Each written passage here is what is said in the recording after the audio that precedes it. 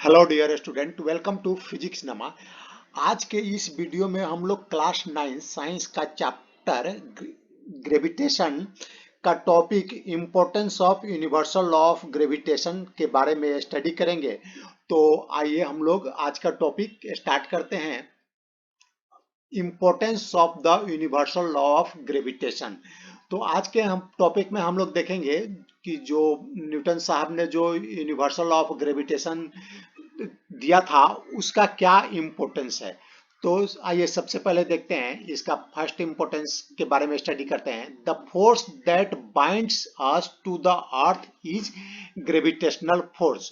जैसे हम पृथ्वी पर हैं, जो भी जीवित जीवित जो भी जीवित या पेड़ पौधे, मनुष्य, जो भी एनिमल्स पृथ्वी पर हैं, वो पृथ्वी पर क्यों रुके हुए हैं, यहाँ से उड़कर दूसरी जगह क्यों नहीं चले जाते हैं। तो इसका रीजन है कि जो ग्रेविटेशनल फोर्स है वो हमें जैसे हम पृथ्वी पर हैं तो ये ग्रेविटेशनल फोर्स अर्थ के सेंटर की तरफ लग रहा है। तो अर्थ पर जितने भी ऑब्जेक्ट्स हैं, वो चाहे जीवित चीज हैं या निर्जीव चीज हैं, उन सभी पर एक फोर्स लग रहा है, वो ग्रेविटेशनल फोर्स लग रहा है जो अर्थ के सेंटर की तरफ है।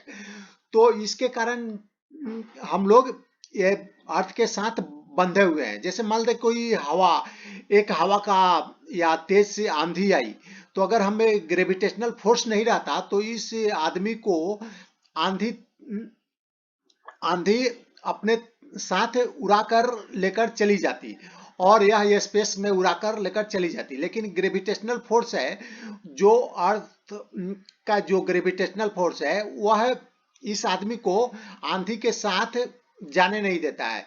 अगर ग्रेविटेशनल फोर्स के कंपेयर में अधिक तेज की आंधी होगी तभी जाकर यह आदमी उड़कर स्पेस में चला जाएगा, लेकिन ऐसा पॉसिबल नहीं है। अगर इसको बहुत तेज की आंधी भी रहेगी तो इसको कुछ दूर उड़ाएगी और या फिर आदमी उड़कर फिर पृथ्वी पर गिर जाएगा। जैसे सुनामी आता है तो आप लोगों ने देखा होगा कि सुनामी के समय भी बहुत सारा नुकसान होता है, लेकिन वह नुकसान वापस हवा के साथ उड़ता है, लेकिन वह नुकसान पे जो भी वस्तु को सुनामी उड़ा कर ले जाती है वापस वो पृथ्वी पर आकर गिर जाता है। तो एक रीजन है, जो ग्रेविटेशनल फोर्स है वह सभी चीजों को, जो भी ऑब्जेक्ट्स पृथ्वी पर हैं, वो अपने साथ बांधे हुए हैं। आइए अब direction of the gravitational force is towards earth centre. और जो ग्रेविटेशनल फोर्स का जो डायरेक्शन होता है अर्थ के सेंटर की तरफ होता है। अर्थ के सेंटर यानी एक फुटबॉल है तो उसका जो सेंटर होगा उसके अंदर होगा। अंदर यानी जो स्फीयर है उसका बीच का पॉइंट, अंदर की तरफ जो बीच का पॉइंट होगा वहां वो सेंटर हो गया। तो जो ग्रेविटेशनल फोर्स का जो डायरेक्शन होता है, अगर कोई स्फेरिकल ऑब्जेक्ट है, जैसे हम लोग इसको मान लेंगे अर्थ है कि स्फीयर है, तो इसका जो सेंटर होगा, इसके अंदर में जो सेंटर होगा, तो उस डायरेक्शन में फोर्स लगेगा। कहीं पर भी ऑब्जेक्ट रहे, अगर यहाँ पर ऑब्जेक्ट है, अगर इस पॉइंट के अंदर सेंटर है, यहाँ के अंदर सेंटर है, तो इस डायरेक्शन में फोर्स लगेगा। अगर यहाँ ऑब्जेक्ट है तो इस डायरेक्शन में फोर्स लगेगा। अगर यहाँ पर ऑब्जेक्ट है तो इस डायरेक्शन में फोर्स लगेगा। तो आइए अब सेकेंड देखते हैं, the motion of the moon around the अर्थ। जो मून है अर्थ के चारों तरफ जो चक्कर लगाता है उसका भी रीजन क्या है, ग्रेविटेशनल फोर्स है, अर्थ का ग्रेविटेशनल फोर्स है। आइए इसको समझते हैं कैसे। देखिए, अर्थ तो एक फोर्स लगाता है, सभी ऑब्जेक्ट पर फोर्स लगाता है जो अर्थ के सेंटर की तरफ होता है। तो ये जो मून है अर्थ से टकरा क्यों नहीं जाता। अगर इस यहाँ पर मून है, अगर इस डायरेक्शन में फोर्स लग रहा है अर्थ की सेंटर की तरफ, तो मून को आकर अर्थ से टकरा जाना चाहिए था। लेकिन मून क्या है, अर्थ के चारों तरफ ये चक्कर लगाता है एक सर्कुलर पाथ पर।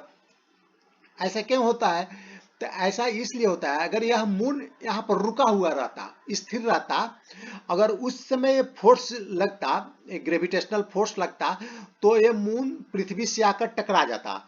लेकिन क्या है, मून क्या है, मून इस डायरेक्शन में मोशन कर रहा है, एक सर्कुलर डायरेक्शन में मोशन कर रहा है।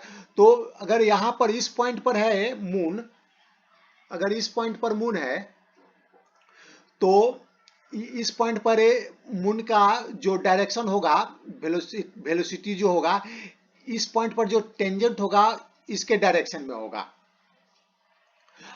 तो ये जो अर्थ का जो ग्रेविटेशनल फोर्स है, ये क्या करता है, मून के डायरेक्शन को चेंज कर देता है। अगर यहाँ पर फोर्स इस डायरेक्शन में लग रहा है, ग्रेविटेशनल फोर्स, और इसका जो वेलोसिटी का डायरेक्शन इस डायरेक्शन में है, तो जैसे ही नेक्स्ट पॉइंट पर जाएगा, इसका डायरेक्शन चेंज होगा, डायरेक्शन चेंज होकर नेक्स्ट पॉइंट पर जो टेंजेंट होगा उसके डायरेक्शन, वो टेंजेंट के डायरेक्शन में हो जाएगा। तो जैसे देखिए, ये अलग अलग पॉइंट पर मून का पोजीशन है, तो इस पॉइंट पर अर्थ की तरफ इधर फोर्स लग रहा है, और इस पॉइंट पर मून पर इस डायरेक्शन में फोर्स लग रहा है, और इस पॉइंट पर इस डायरेक्शन में फोर्स लग रहा है। ये सभी फोर्स अर्थ के सेंटर की तरफ लग रहे हैं। देखिए यहाँ पर जो मून था, तो इसका डायरेक्शन, वेलोसिटी इस डायरेक्शन में था, और इस पॉइंट पर आया तो इसका वेलोसिटी इस डायरेक्शन में हो गया। तो जो अर्थ का जो ग्रेविटेशनल फोर्स है, यह यहाँ पर क्या कर रहा है, यहाँ पर ये जो मून का जो डायरेक्शन है, जो वेलोसिटी का डायरेक्शन है मून के वेलोसिटी का, उसको ये चेंज कर दे रहा है। यहाँ पर ये अपनी तरफ अट्रैक्ट कर रहा है, लेकिन यह मून अर्थ से टकरा नहीं रहा है, और उसकी जगह यह मून के डायरेक्शन को चेंज कर रहा है। अगर कोई ऑब्जेक्ट मोशन कर रहा है और उस पर हम लोग परपेंडिकुलर फोर्स लगाएंगे, तो वह जो फोर्स है, परपेंडिकुलर फोर्स, उसके डायरेक्शन को चेंज करता है। तो यहाँ पर हम देख रहे हैं कि मून भी है, जो अर्थ के चारों तरफ जो चक्कर लगाता है, उसका भी रीजन क्या है, अर्थ का ग्रेविटेशनल फोर्स है। और उसी तरह हम अर्थ भी सन के चारों तरफ चक्कर लगाता है, तो उसका भी रीजन क्या होगा, जो सन का जो ग्रेविटेशनल फोर्स है अर्थ पर, उसके कारण अर्थ सन के चारों तरफ चक्कर लगाता है। The motion of the moon around the earth is due to the centripetal force, और इस फोर्स को हम लोग क्या बोलते हैं, सेंट्रीपिटल फोर्स। अब कोई ऑब्जेक्ट सर्कुलर पाथ पर मूव कर रहा है, तो उस पर एक जो सर्कुलर पाथ का जो सेंटर है, उसकी तरफ एक फोर्स लगता है, उस फोर्स को हम लोग सेंट्रीपिटल फोर्स बोलते हैं। जैसे हम लोगों ने इसके पहले वाले में देखा था कि अगर कोई बच्चा रोप में, रस्सी में पत्थर बांधकर उसको एक सर्कुलर पाथ पर घुमाता है, तो जो रोप का टेंशन है, रस्सी का टेंशन है, वो यहाँ पर सेंट्रीपिटल फोर्स का काम करेगा, और जो उसके कारण रोप का जो टेंशन है, उसके कारण वह पत्थर जो है सर्कुलर पाथ में मूव करता है। अगर रोप का टेंशन को कम कर दें, ढीला कर दें, तो क्या होगा, वो सर्कुलर पाथ में मूव नहीं करेगा। तो the centripetal force is provided by the force of attraction of earth. तो यहाँ पर जो सेंट्रीपिटल फोर्स है, वह जो अर्थ का फोर्स ऑफ अट्रैक्शन है, ग्रेविटेशनल फोर्स है, वही यहाँ पर सेंट्रीपिटल फोर्स का काम करता है। तो इसमें हम लोग समझ गए कि जो मून है, अर्थ के जो चारों तरफ चक्कर लगाता है, उसका रीजन क्या है, अर्थ का ग्रेविटेशनल फोर्स है। और उसी तरह जो अर्थ भी सन के चारों तरफ चक्कर लगाता है, उसका भी रीजन क्या है, सन का ग्रेविटेशनल फोर्स है अर्थ पर।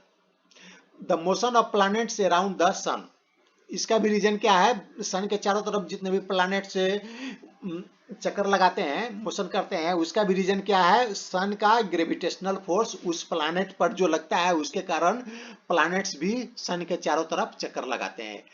और देखिए एक और इंपॉर्टेंस है जो आपके बुक में दिया गया है, the tides due to the moon and the sun. जो समुद्र में टाइड्स आते हैं, लो टाइड और हाई टाइड्स, उसका भी रीजन क्या है, जो मून और सन का जो ग्रेविटेशनल फोर्स है, उसके कारण ही टाइड्स आते हैं। जैसे अर्थ है, अर्थ पर पानी है, उसके सरफेस पर पानी है, तो अगर मानते किसी टाइम पर ये मून और जो सन है, ये सन है और यह मून है, और ये तीनों एक ही डायरेक्शन में है। तो अभी मान लेते हैं कि इस डायरेक्शन में तीनों है, ये सन मून और अर्थ है। तो यहाँ पर देखिए इस पॉइंट पर देखिए क्या किसका फोर्स ऑफ अट्रैक्शन काम कर रहा है, ग्रेविटेशनल फोर्स किसका काम कर रहा है, मून का भी इसी डायरेक्शन में काम कर रहा है। यहाँ पर जो ऑब्जेक्ट है या जो वाटर है उसको मून अपने तरफ अट्रैक्ट करेगा और सन भी अपने तरफ अट्रैक्ट करेगा।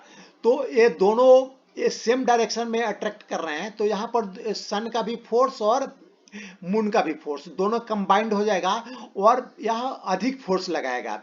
यहाँ पर अगर सेम डायरेक्शन में सन और मून है तो उस समय अधिक फोर्स लगेगा, इस पॉइंट पर अधिक फोर्स लगेगा। तो यहाँ फोर्स अधिक लगेगा तो इसके कारण जो यहाँ का जो पानी है, समुद्र का जो पानी है, वह मून और सन की तरफ अट्रैक्ट होगा।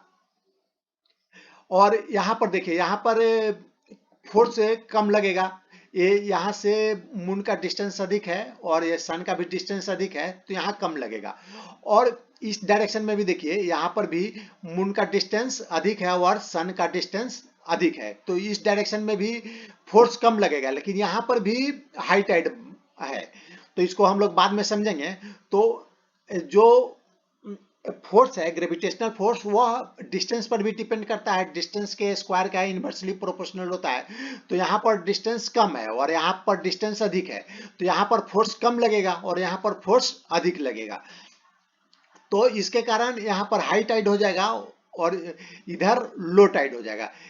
इसका मतलब ये लो टाइड है यहाँ पर जो लिखा हुआ है इस पॉइंट का नहीं है, या और ये लो पॉइंट इस पॉइंट का नहीं है, यानी ये जो बीच वाला पॉइंट है ये लो पॉइंट होगा और इसके अपोजिट हम लोग के स्क्रीन के अपोजिट में जो अर्थ का भाग होगा वो उधर भी लो पॉइंट होगा। तो देखिए यहाँ पर फोर्स इस पॉइंट पर फोर्स अधिक लग रहा है और यहाँ पर जैसे जैसे हमारा डिस्टेंस इंक्रीज होते जाएगा सन और मून और सन से तो फोर्स कम होते जाएगा। ये जो एरो का लेंथ है ये फोर्स बता रहा है। तो यहाँ पर इस पॉइंट पर फोर्स अधिक लग रहा है, इस पॉइंट पर फोर्स कम लग रहा है और इस पॉइंट पर और कम फोर्स लग रहा है। तो combined gravitational force of sun and moon, ये जो दोनों एरो है ये ग्रेविटेशनल फोर्स सन और मून का कंबाइंड है। तो अगर इसको हम समझते हैं यहाँ पर भी हाई टाइड क्यों आया, एक तो सन और मून के जो जिस डायरेक्शन में है उस डायरेक्शन में एक हाई टाइड आया और इसके अपोजिट डायरेक्शन में भी हाई टाइड आता है। यानी किसी भी समय पृथ्वी पर दो जगह पर हाई टाइड होगा, एक जिस डायरेक्शन में अर्थ और मून और सन रहेंगे उस डायरेक्शन में और एक उसके अपोजिट डायरेक्शन में भी हाई टाइड रहेगा।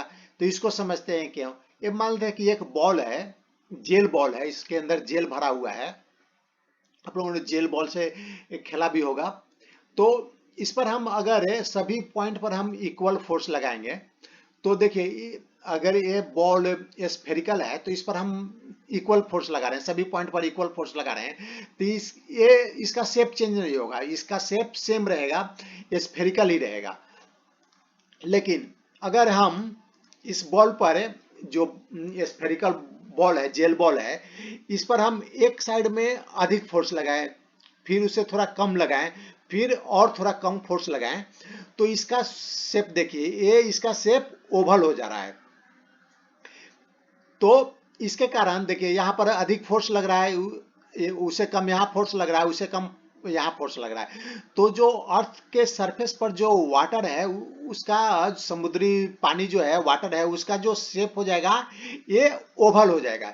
इसलिए इस साइड भी हाई टाइड होगा और इस साइड भी हाई टाइड होगा, यानी दो साइड में हाई टाइड होगा और दो साइड में लो टाइड होगा।